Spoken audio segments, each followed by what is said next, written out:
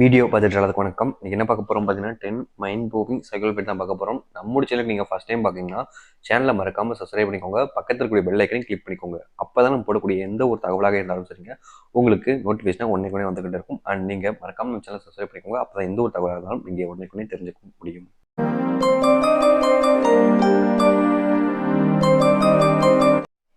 நீங்கள் ஒரு ஆணை காதலிக்கும் பொழுது அல்லது ஒரு ஆண் உங்களை காதலிக்கும் பொழுது உங்களுக்குள் விட்டு கொடுத்து போகின்ற மனப்பான்மை இல்லை என்றால் அந்த காதல் அல்லது திருமணம் ஆயிரத்தில் பிரிந்து விடுவார்கள். அதாவது பார்த்தீங்கன்னா உங்கள் லைஃப்பில் விட்டு கொடுக்க போகிற ஒரு விஷயம் உங்கள் லைஃப்பில் இல்லை, மனப்பான்மை இல்லை அப்படின்ற போது நீங்கள் கல்யாணமே பண்ணியிருந்தாலும் சரி, இல்லை லவ் பண்ணிக்கிட்டு இருந்தாலும் சரி, அந்த லவ்வும் சரி கல்யாணமும் சரி அதே நாட்கள் வரவே வராது. கண்டிப்பாக அதில் பிரச்சனைகளுக்கு மேலே பிரச்சனை வந்து அந்த லவ்வும் அந்த திருமணமும் பிரிஞ்சு போயிடும். சீக்கிரமாகவே உறுதியாக சொல்ல முடியும்.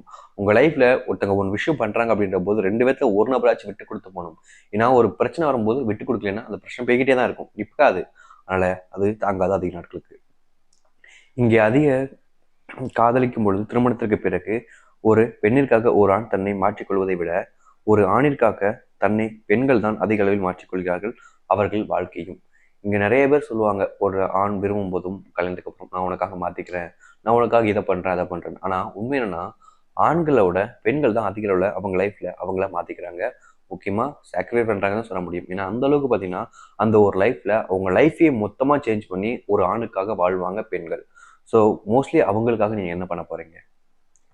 இங்கே ஒரு சில ஆண்கள் அவர்கள் வாழ்க்கையில் அம்மாவாக அல்லது காதலியா அல்லது மனைவியா என்று வரும்பொழுது அவருடைய வாழ்க்கையில் அம்மா தான் முதலில் என்று தேர்ந்தெடுப்பார்களாம். அதாவது பார்த்தீங்கன்னா மோஸ்ட் ஆஃப் த டைமில் லவ் மேரேஜாக இருந்தாலும் சரி, இல்லை அரேஞ்ச் மேரேஜாக இருந்தாலும் சரி, லவ்வா அல்லது காதலியா மனைவியா அல்லது அக்காவா தங்கச்சியா இந்த மாதிரி வரும்பொழுது பார்த்தீங்கன்னா அதில் மோஸ்ட் ஆஃப் த டைம் பார்த்தீங்கன்னா அவங்களோட பேரண்ட்ஸ் அப்படின்ற ஒரு விஷயத்தில் அம்மாவை தான் எப்பவுமே தேர்ந்தெடுப்பாங்க.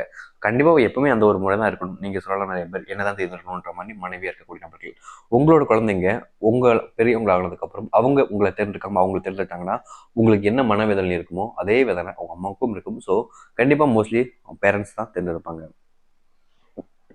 இங்கே அதிக ஆண்களும் பெண்களும் ஒரு ஆணை பெண்ணை காதலித்து இவர்களை விட்டு ஏமாற்றி சென்ற பிறகு அந்த ஒரு காதல் தோல்வி பாடலாக கேட்டாலும் அல்லது தனக்கென்று எழுதி வைத்த பாடலாகவும் முக்கியமாக எந்த ஒரு விஷயத்தை கேட்கும் பொழுதும் தன் வாழ்க்கையில் இதுதான் நடந்திருக்கிறது என்றும் அவர் மனதில் அப்போதுதான் தெரியும். அதாவது பார்த்தீங்கன்னா ஒருத்தங்க லைஃப்ல ஒருத்தங்க விரும்பியிருப்பாங்க, ரொம்ப லவ் பண்ணிட்டு இருந்திருப்பாங்க. பட் ஒரு நாள்ல பிரேக்கப் ஆயிருக்கும்.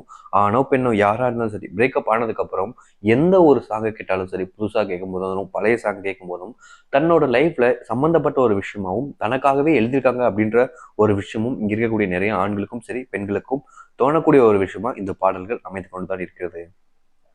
இங்க இருக்கக்கூடிய ஆண்களும் சரி பெண்களும் சரி இதில் அதிக நபர்கள் ஒரு பெண்ணை ஒரு ஆணை காதலிக்கும் பொழுது அவர்கள் மனதை அதிக அளவில் பார்க்காமல் அவர்கள் அழகாக இருக்கிறார்கள் என்று மட்டும்தான் பார்க்கிறார்கள். அது வாழ்க்கைக்கு இன்றும் உதவாது.